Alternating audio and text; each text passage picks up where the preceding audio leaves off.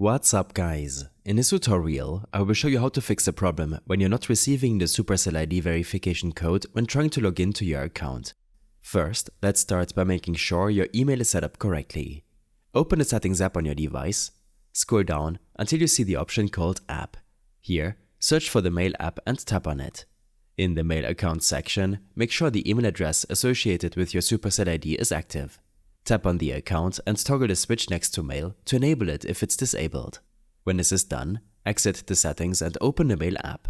Here, verify your inbox for the Supercell ID verification code.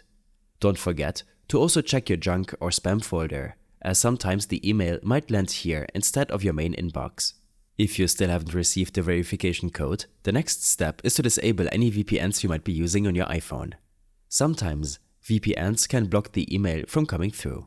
To do this, open the Settings app, scroll down and tap on General. Here, scroll down and tap on VPN and Device Management. Select VPN and toggle the switch off to disable it.